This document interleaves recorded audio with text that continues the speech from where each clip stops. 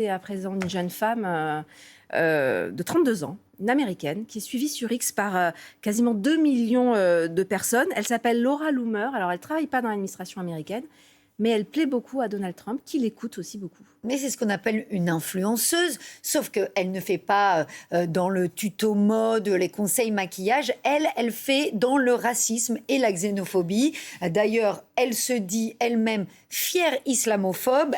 Elle anime souvent des lives sur Rumble, la plateforme préférée de l'ultra-droite américaine. Elle a à plusieurs fois répété que le 11 septembre était une conspiration interne, que Joe Biden avait commandité l'attentat contre Donald Trump en juillet 2024. Bref, même si elle se présente comme une journaliste d'investigation, en réalité, c'est une complotiste qui relaie de fausses informations. Mais effectivement, vous le disiez, elle a le numéro de portable de Donald Trump, elle l'utilise, il lui répond, il l'écoute. Il suit ses conseils. Écoutez ce qu'il disait dimanche soir lorsqu'il était interrogé sur sa relation avec la jeune femme. Je sais qu'elle est vue comme une radicale de droite, mais je pense que Laura Loomer est une personne très sympathique. Personnellement, je pense que c'est une patriote. Et en effet, elle a une vraie influence, parce que son dernier fait d'armes, c'est d'avoir fait annuler la nomination d'une haute fonctionnaire dans la plus prestigieuse académie militaire américaine. Oui, Jen Easterly devait être nommée chef du département des sciences sociales à West Point. Elle avait auparavant été l'ancienne patronne de l'agence de cybersécurité américaine sous Biden.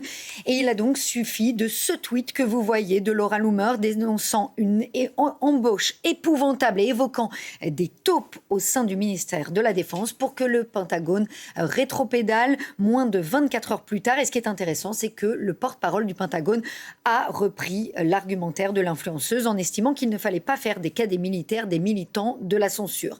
Ça, c'est le dernier exemple en date, mais il y en a eu beaucoup d'autres, notamment au printemps. Elle avait réussi à faire licencier 3 membres du Conseil de sécurité nationale juste après une entrevue avec Donald Trump.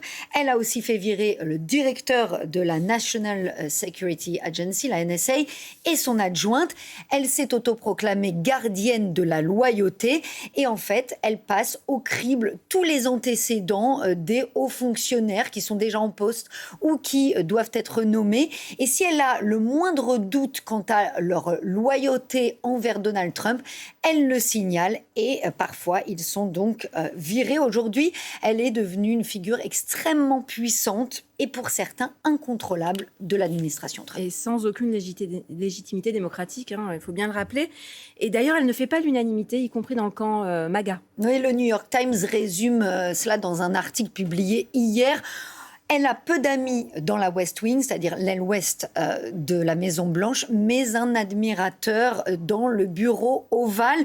Pendant la campagne, beaucoup d'alliés de Trump l'avaient critiquée, craignant qu'elle fasse perdre l'élection aux Républicains par ses positions jugées trop radicales, ultra-conservatrices.